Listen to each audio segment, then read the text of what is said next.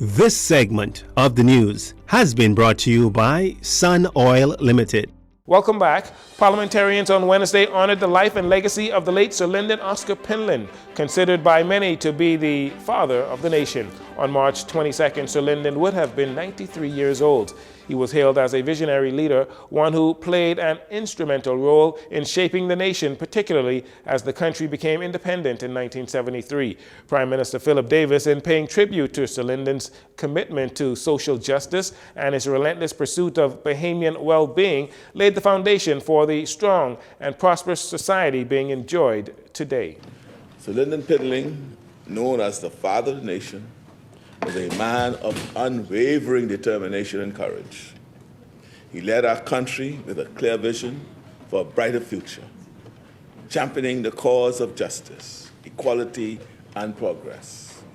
His leadership was instrumental in our struggle for self-determination, helping to forge a new path and a new identity for our nation. Under Sir Lyndon's guidance, we emerged from the shackles of colonialism to stand proudly on the global stage as a sovereign and independent nation.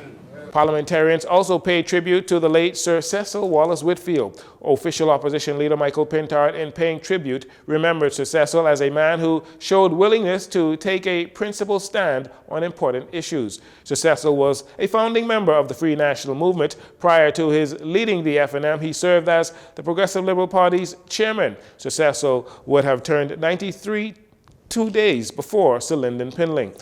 Prime Minister Davis is calling on all Bahamians to celebrate Sir Lyndon's legacy as the Bahamas celebrates the 50th anniversary of independence by recommitting to the ideals of unity, justice, and progress. Sir Lyndon passed away on August 26 following a battle with prostate cancer. Minister of Foreign Affairs and Public Service Fred Mitchell calling the lack of general promotions within the public service unacceptable, revealing to reporters on Wednesday while at his office on West Bay Street that there has not been a promotional exercise in the ministry in over 10 years. The Minister of State was just briefing me last night to say that we haven't had a general promotional exercise in the public service over 10 years. I mean, this is just unacceptable stuff.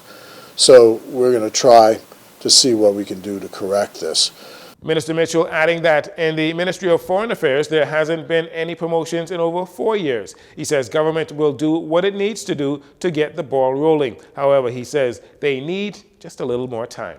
So we've been in a year and a half, and we're trying to do what we can to correct the issue. Looks like we're going to need $2.5 million or so to bring people up to where they should be.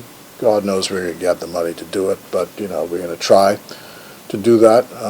But I mentioned the impatience because we can't resolve it in a year and a half, something that has been drifting along for 8 years or more. And that's the state of general promotions throughout the public service. People think that because I wear the label public service minister that I just wave a wand and suddenly everybody's promoted and permanent and pensionable. But the bureaucracy is quite thick and difficult. It takes time, and we'll get at it one day at a time. Hopefully they'll let us stay around after 2026, and so we'll be able to finish it. Minister Mitchell says he intends to lobby for the $2.5 million to be added to his upcoming budget. Minister of Youth, Sports and Culture Mario Boleg urging Bahamians to purchase Carifta tickets as he says Jamaican delegates have already purchased more than 20% of the tickets. The ticket sales are going well. I think the last report I got that we were up to 6,000-7,000. Of course, the stadium can hold up to 15,000 spectators. And so we know how Bahamians go that at the night hour, on the day of event, most of them will come to the stadium and expect to purchase tickets. So we have no doubt that the stadium will be sold out. The sad thing for us is that Jamaica has already purchased more than 20% of those sales. And so if we, as Bahamians, don't get to the ticket booth and start purchasing, then we can see more green, yellow, and black in the stands than the aquamarine, gold and black. So we want the Bahamians to understand that they must come out and that the young people need their support in order to have that extra push that we need to make sure that they cross the finishing line in front.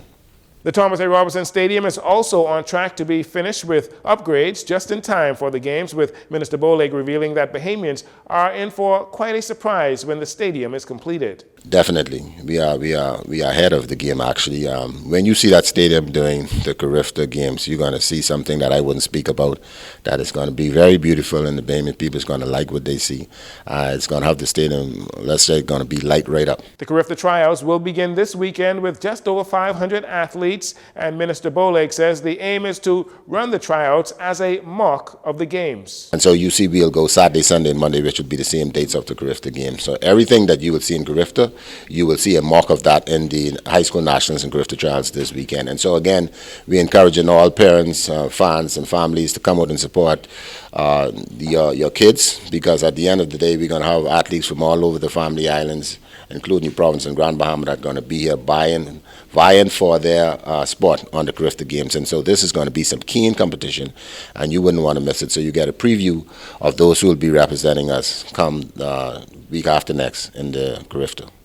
The games will be held at the Thomas A. Robinson Stadium from April 7th through the 10th, 2023. Tickets are available at the stadium's box office from 8 a.m. to 7 p.m., or you can find them online.